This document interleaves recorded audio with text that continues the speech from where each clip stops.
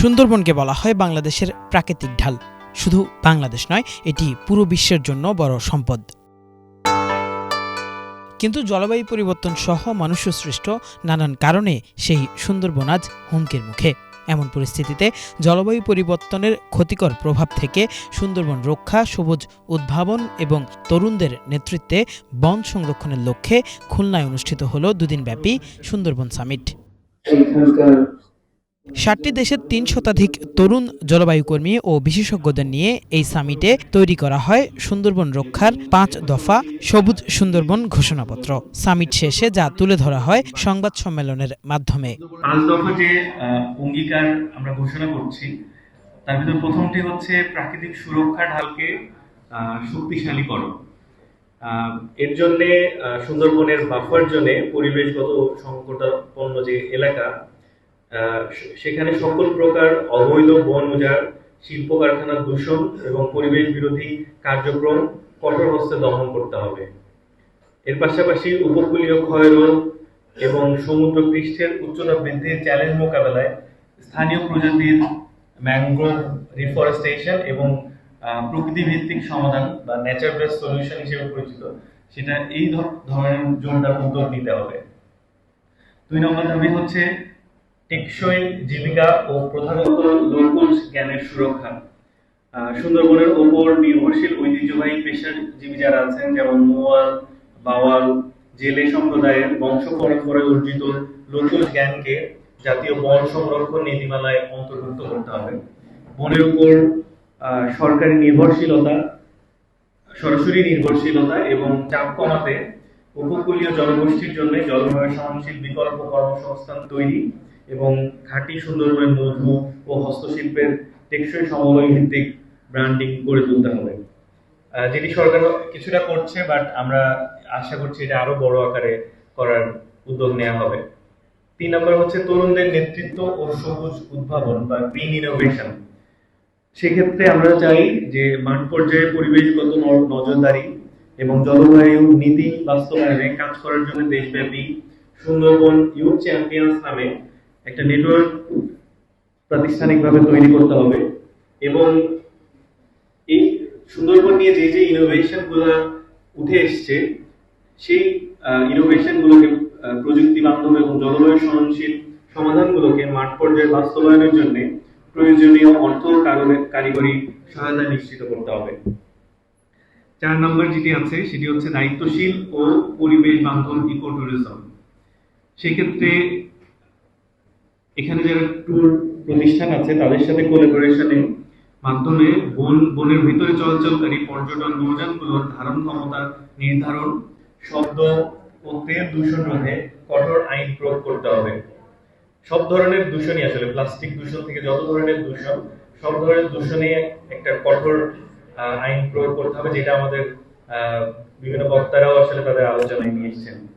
সুন্দরবনকে সম্পূর্ণ প্লাস্টিক মুক্ত জোন হিসেবে কার্যকর করতে হবে এবং পর্যটন থেকে অর্জিত আয়ের একটি নির্দিষ্ট অংশ সরাসরি স্থানীয় জনগোষ্ঠীর উন্নয়ন ও বন সংরক্ষণে ব্যয় করার মডেল তৈরি করতে হবে। সর্বশেষ 5 নম্বর আমাদের দাবি সহাবস্থান ও সমন্বিত অংশীজন শাসন ব্যবস্থা, মানে মাল্টি স্টেক হোল্ডার গভর্নেন্স বলতে যেটা বুঝি আমরা। সেক্ষেত্রে বাঘ এবং মানুষের দ্বন্দ্ব নিরসনে আধুনিক ডেটা চালিত ট্র্যাকিং এবং কমিউনিটি ভিত্তিক স্মার্ট পেট্রোলিং ব্যবস্থা জোরদার করতে হবে, যা একই সাথে স্থানীয় মানুষ এবং রয়্যাল বেঙ্গল টাইগার সহ অন্যান্য যে স্পিসিস গুলো আমাদের সুন্দরবন থেকে আসলে বিলুপ্ত হয়ে যাচ্ছে, তাদের নিরাপত্তা নিশ্চিত করতে হবে। সরকারি প্রতিষ্ঠান, শিক্ষাবিদ, এনজিও এবং বনজীবী মানুষের সম-অধিকার নিশ্চিত করে সুন্দরবন ব্যবস্থাপনার জন্য একটি স্থায়ী এবং উন্মুক্ত সমন্বিত অংশীজন প্ল্যাটফর্ম গঠন করতে হবে। এর আগে সামিটের প্রথম দিন সুন্দরবন ঘুরে সমস্যাগুলো চিহ্নিত করার চেষ্টা করেন অংশগ্রহণকারীরা। দ্বিতীয় দিন খুলনার সিএসএস আভা সেন্টারে 5টি গ্রুপে আলোচনার মাধ্যমে সমস্যাগুলোর সমাধান খোঁজার চেষ্টা করেন জলবায়ু কর্মীরা। এসব আলোচনায় পরিবেশ ও জলবায়ু কর্মী এবং বিশেষজ্ঞের পাশাপাশি অংশ নেন সংশ্লিষ্ট সরকারি কর্মকর্তা ও রাজনীতিবিদরা। সুন্দরবন মানেই কিন্তু বন বিভাগ না।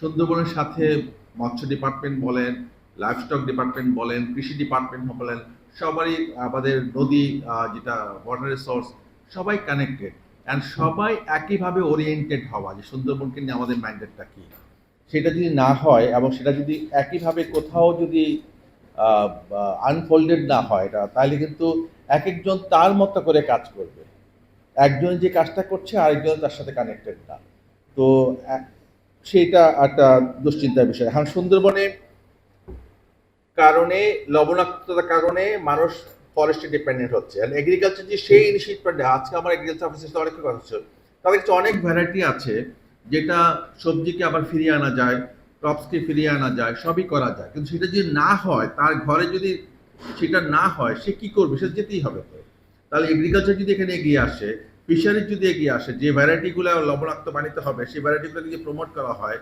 তাহলে অটোমেটিক্যালি এই ঝামেলাটা কমবে। এই যে এফোর্ট এতগুলি মানুষের, এতগুলি সংগঠনের আমরা নিচ্ছি, যদি সরকারের মনোজগতে সুন্দরবন রক্ষার জন্য সততার এবং নিষ্ঠার সাথে একাগ্র প্রচেষ্টা না থাকে, তাহলে কোনো প্রচেষ্টাই আসলে সুফল বয়ে আনবে না। এবং সরকারের সেই প্রচেষ্টা আছে কি আছে না, এটা প্রতিফলিত হবে সরকারের কাজের মাধ্যমে নিশ্চয়ই। সুন্দরবন রক্ষার জন্য যে সুন্দরবন বিভাগ আছে, এটি নিজেরাই জরাজীর্ণ। এই জায়গার মানুষগুলো যারা চাকরি করেন, তাদের ভাবনার মধ্যেই নাই এটিকে রক্ষা করতে হবে। তারা চাকরি করেন, বেতন পান, সুন্দর থাকেন পরিবার পরিজন নিয়ে, কিন্তু সুন্দরবন নিয়ে তাদের কোনো ভাবনাই নাই। আমি একাধিকবার তাদের নিয়ে মিটিং করেছিলাম, তখন তাদের মগজে সুন্দরবন নাই। মানে এমন একটি সম্পদ আমরা রক্ষা করার কোনো পদক্ষেপ গ্রহণ করি নাই লাস্ট 25 বছরে। আমার থাকা 25 বছর আমি নিজে কাজ করেছি। আমাদের অনেক সংগঠন এখানে আছে যারা সুন্দরবন নিয়ে যুক্ত থেকেছে। আমরা চাই সুন্দরবন কেন্দ্রিক সমীক্ষা। আমরা যেটি চাই সেটি হচ্ছে সুন্দরবনকে রক্ষা, সুন্দরবনের আশেপাশে নদ নদীকে রক্ষা। আমাদের সব নদী মরে গেছে, সব আমাদের জীব বৈচিত্র্য নষ্ট হয়ে যাচ্ছে। সুন্দরবন সামিটের অংশ হিসেবে দেশের 6টি বিভাগে শিশু কিশোরদের নিয়ে চিত্রাঙ্কন প্রতিযোগিতাও আয়োজন করেছে সামিট বাস্তবায়ন কমিটি, যার মাধ্যমে আগামী প্রজন্মের মাঝে সুন্দরবন সহ সকল বনাঞ্চল সংরক্ষণের বার্তা পৌঁছে দেওয়াই এই আয়োজনের মূল লক্ষ্য বলে জানিয়েছেন আয়োজকরা।